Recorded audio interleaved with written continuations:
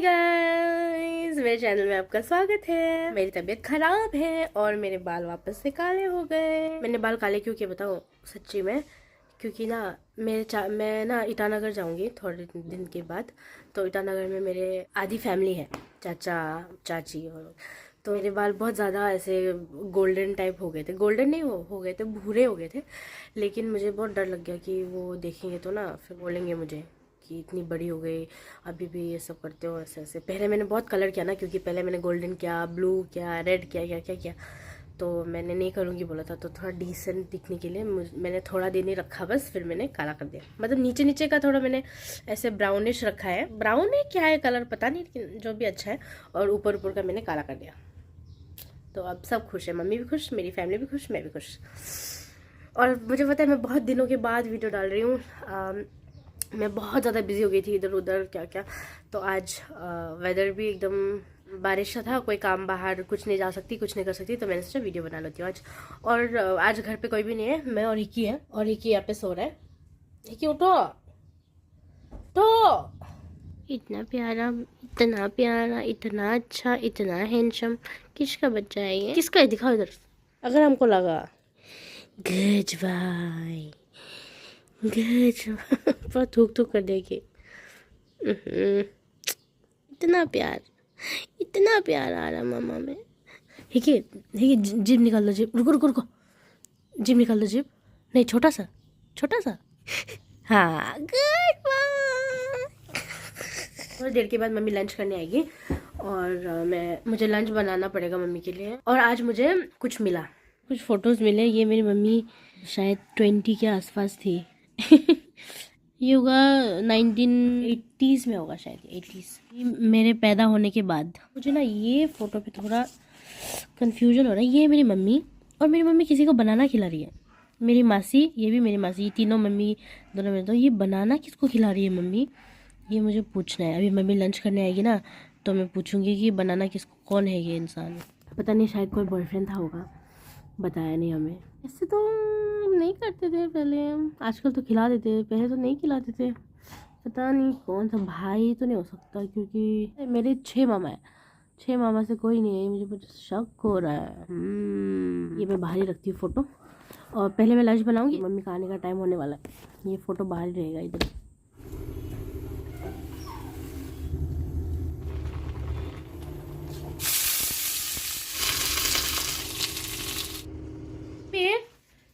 अब 1 मिनट खिलाओ ना, इसके बाद खाना खाना। आपको कुछ पूछना है, बहुत जरूरी,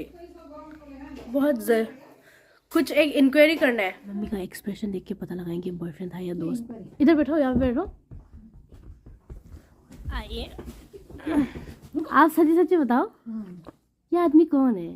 कौन? आप किसको बनाना खिला रहे हैं? ओ, ये हम लोग कैमरा मैन बना के मिल गया था हाइकिंग में। तो आप कैमरा मैन को क्यों खिला रहे हैं? ऐसे क्या करेगा आपको बॉयफ्रेंड तो नहीं था ना? नहीं, ये कहाँ, ये मतलब ऐसे वाला आदमी था, जैसे कि मतलब एक तो ऐसे आदमी नहीं आता कि जो काम होने से बुलाने वाला, जो बहुत करने वाला था ये।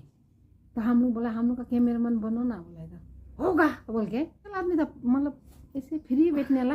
तो अब इसको ऐसे खिला रहा था ना, फोटो ये पोस्ट के लिए खिलाया? फोटो के लिए।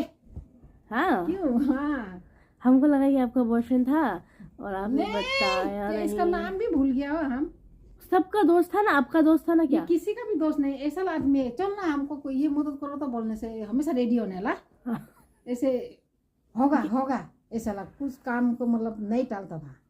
तो हम सोचा, हम लोग तो ग्रुप भी खींचने दिले है ना, और के फोटो भी खींचने नहीं था, तो उसको कैमरा मैन के लिए बुलाया। और तब के जमाना में तो कैमरा मैन वाला तो बहुत जरूरी था ना।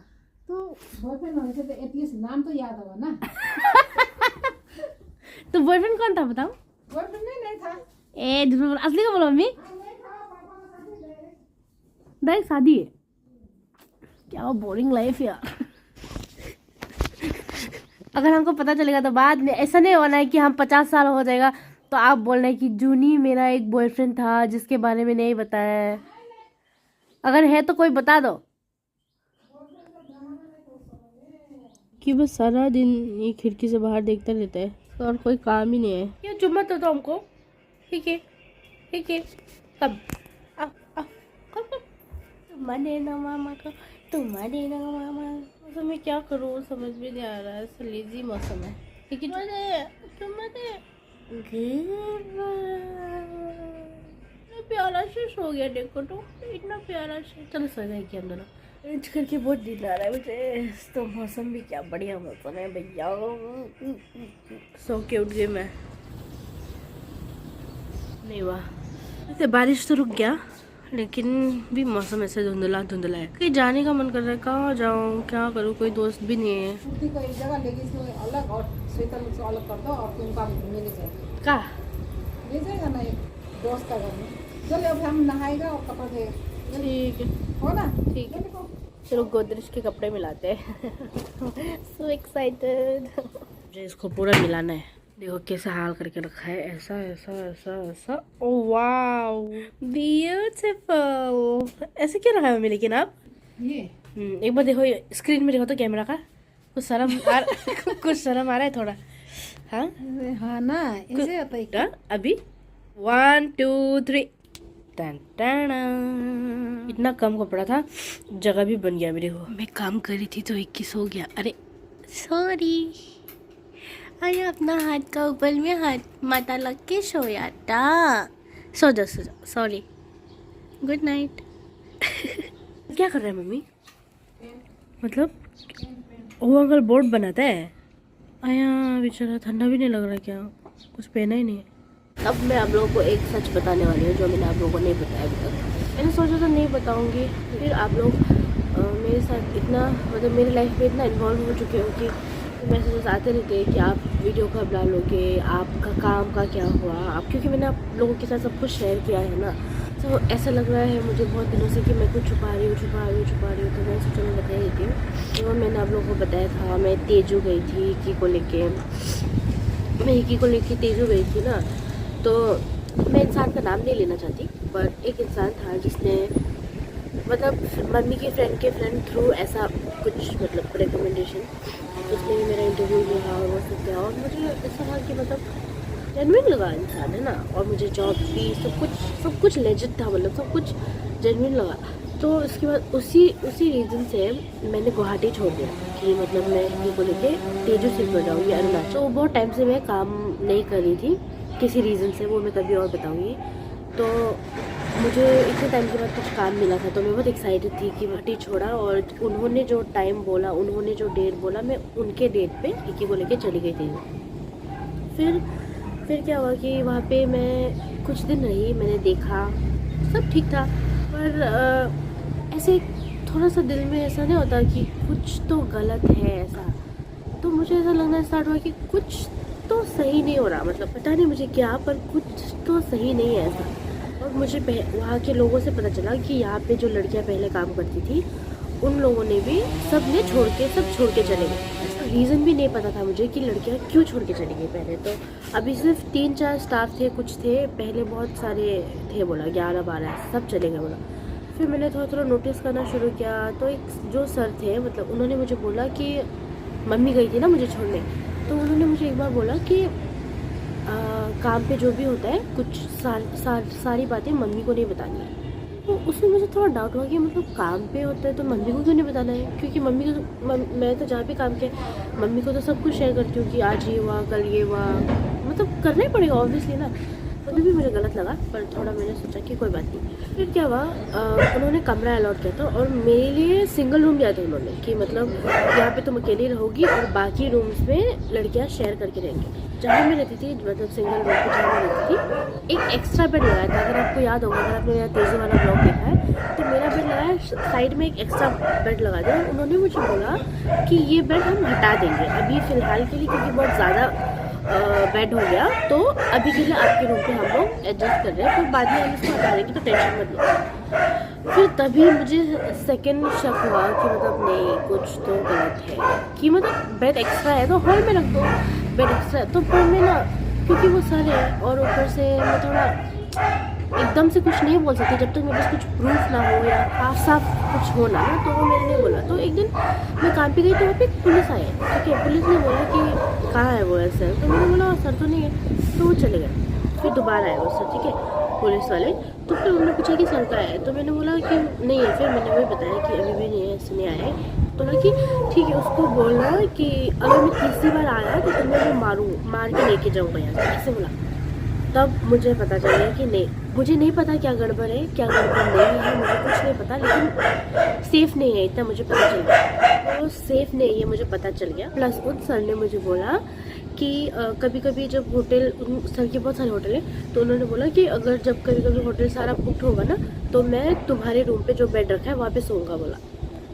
तब मैंने सोचा नहीं बस हो गया, इससे ज़्यादा मुझे मतलब क्या, मैं उस चीज़ का तो वेट नहीं कर सकती ना कि कुछ हो जाए तब मैं छोड़ के आऊँगा, ऐसा तो वेट नहीं कर सकती। तो मैंने सोचा कि लास्ट में एक ट्राई करती हूँ, क्योंकि इतने टाइम के बाद मुझे जॉब मिला था, मुझे ऐसे ही नहीं छोड़ना था। तो मैंने अगले दिन मैं गई सर के रूम पे और मैंने बोला कि सर मैं तो ऐसे कंफर्टेबल नहीं होंगी रूम शेयर करने में आपके साथ, कंफर्टेबल नहीं हूँ, मैंने बोला उनको अच्छे से। तो वो बोलते कि देखो यहाँ पे तो ये टूरिस्ट प्लेस है, तो टूरिस्ट को हम कहीं कहीं लेके जाते हैं, कभी तो टेंट वगैरह में भी साथ में सोना पड़ेगा। अगर रूम पे अगर तुम कंफर्टेबल नहीं हो तो जब टेंट होगा तब तुम क्या करोगी, ऐसे बोला। गलत लगा, पता नहीं आप लोगों को कैसा लग रहा होगा, एक वाइब पता चल जाती है कि मतलब सही तरीके से बोल रहे हैं कि कुछ गलत है माइंड में, कि अगर उनके पास इतनी सारी होटल है तो वो एक रूम तो कहीं भी एडजस्ट कर ही सकते हैं खुद के लिए सोने के लिए। उसके बाद देखा तो वो सर का बिहेवियर एकदम चेंज हो गया मेरे साथ, क्योंकि मैंने मना कर दिया कि मैं रूम शेयर नहीं कर सकती, कंफर्टेबल नहीं हूँ। मैंने ना मुझे पिकअप ड्रॉप देते थे, ना मुझे घर पे खाना पहुँचा के देते थे, क्योंकि हमारा ये हुआ था कि काम पिकअप ड्रॉप आपको मिलेगा, खाना आपको मिलेगा ऐसे। पर मुझे रात के 10-11 बजे तक होटल में रुक के खा के फिर जाना पड़ता था हिकी को लेके साथ में, वो भी मतलब बहुत मुश्किल हो रहा था। पता दिख रहा था साफ साफ कि उनका इंटेंशन कुछ और था, और जब मैंने मना कर दिया तो वो बदल गए एकदम से। मैं किसी को जानती भी नहीं, तो मेरे लिए थोड़ा रिस्की था। तो इसलिए मैंने क्या किया, अगले दिन मैंने मम्मी को बताया, मम्मी को सारी बातें बताई। तो मम्मी ने बोला कि सेफ नहीं, आ जाओ, ऐसा बोला। तो मैंने बिना बताए किसी को चुपचाप मैंने कैब वगैरह बुक किया, सारा सामान पैक किया रूम में रख के, और कैब में सुबह सामान डालने के बाद मैंने सबको बताया कि मैं जा रही हूँ। तो मैं आ गई। लेकिन खुशी की बात यह है कि अच्छा हुआ कि मैं छोड़ गया ये, क्योंकि अभी कुछ अच्छा मेरे रास्ते में आया है और मैं वो कर रही हूँ, इसलिए वीडियोस लेट आ रही है। तो मैं वो कर रही हूँ और हो जाएगा। जब मैं ज्वाइन कर लूँगी, जब मुझे सैलरी आ जाएगी तब मैं बताऊँगी आपको। हाँ, बस इतना बताऊँगी अभी कि शायद मैं अरुणाचल से बाहर जाऊँ और हिकी को लेके नहीं जा पाऊँगी इस बार। या तो मम्मी के साथ रहेगा हिकी, या तो मामा कोई किसी मतलब रिलेटिव या कोई अंकल ऐसे उनके साथ रख के जाना पड़ेगा। तो बस अब मेरा मन हल्का हो गया आप लोगों को बता के थोड़ा। तो मैं ये वीडियो यहीं पे ख़त्म करूँगी। मैं आप लोगों से मिलूँगी अपने अगले ब्लॉग में। तब तक अपना ख्याल रखिए।